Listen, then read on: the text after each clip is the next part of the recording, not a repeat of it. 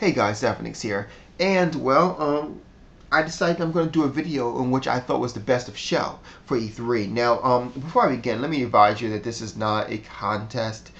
People like Pyro 2000X seem to believe this is a contest. It's not a contest. However, we do like to tell which ones that, which consoles that we thought, which companies that we thought actually came out on top, versus the other ones. This is what we do. So with that being said, I'll go ahead and explain to you. I believe that first place goes to Nintendo. Nintendo did a fantastic job. They really brought the heat to the table. I mean, they let you know that, hey, we got this, we got this, we got this. They brought you new IPs, old IPs, rehashed IPs, remixed IPs, and then turned around and went to the 3D, the Nintendo 3DS and did the same exact thing over again. Overall, I gotta say, Nintendo won the. Let's just say that. I was gonna make a joke on that earlier, then the joke slipped out. But Nintendo definitely, they definitely took the show. They definitely did. Now, with that being said, let's go over to Microsoft. Now, Microsoft had heavily pushed their Kinect and pushed a lot of games out there, and Kinect is actually good on the social part, in my opinion. And I'll say exactly what I said to someone else. Two things that Kinect has over the Move. That's immediate two players. So like if you are a person who has more than, like a girlfriend or not, then she can jump in, she can play it right alongside you just by walking up to it and, waving her hand. Bang, it logs her in, there she goes. Move, however, doesn't have that luxury. It's for one player only, So, as long as you don't have a girlfriend or, any friends, you're alright, or unless you're willing to shell out the more money for a secondary wand or whatever it's called, a secondary proprietor controller, whatever it's called, a Move. So, so that's one thing with the whole motion control, because we all knew motion control was going to be a big thing. However, for the overall the overall thing, I have to say, Sony's kind of bored me. It kind of bored me deeply. I missed a lot of information because of that. I missed the due date for GT5. I missed a lot of things, and just because I'm just bored. Kevin Butler came out and livened things up, but things went right back to normal as soon as he left. So, and then what was it? Twisted Metal came out and showed off their gameplay, which I gotta admit, it did actually look pretty good. I was actually kind of like, oh, actually, driving, okay, that looks pretty good. It's been a while since we had one of those. So with that being said, I'm sorry. My favorite part about Twisted Metal was the fact that how you go get the guy, right, and you got to bring him back to the truck, do that, but you actually drag his ass on the street on the way back to your hideout. But overall, I gotta say this. With that being said, it's kind of iffy in terms of who had the better conference. But I'll say this: the energy at the conference was a continuous state for Microsoft, and it was not for Sony. It went down for Sony, and then it popped up, and then it went down. Popped a little more, then went down, and then it popped up at the end a little bit. Where Microsoft had a streamlined support for this for everything, and then it rose up at the end. Obviously, because it was giving out free shit. So overall, I gotta say Microsoft just had a better conference. I believe that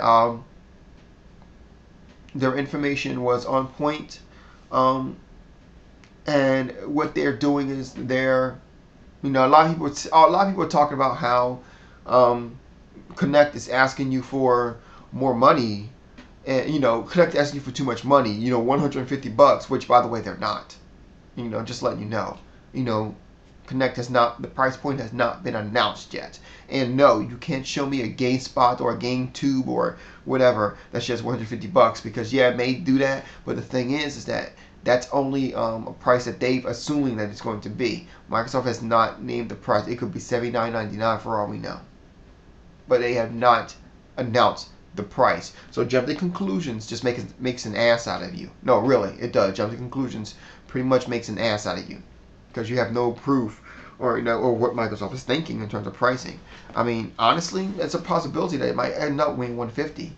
But what I was going to say is that a lot of people seem to want to jump to that conclusion in terms of price and talking about how it's too much for it. At the same time, you got to understand that you go into 3D gaming, which a lot of you seem to be excited for, is going to cost you a lot more money than Kinect will. We're talking much in the grands. So, however, I gotta say, I honestly do believe that Microsoft just had a better conference, and that's just that. Or at least I would have said that.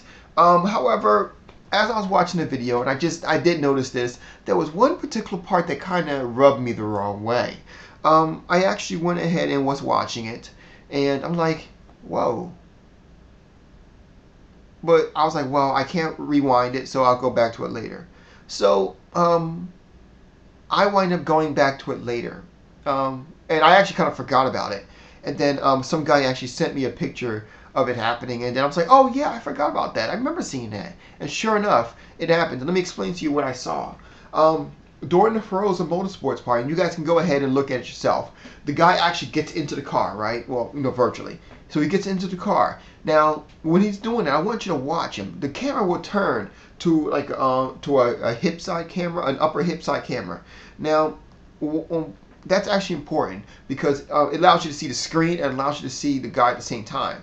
That was the downfall, because if you notice, when he does this, he kind of rises his hand, right? But he rises his hand after the hand rises on the actual game. Essentially, the game moves by itself without his help.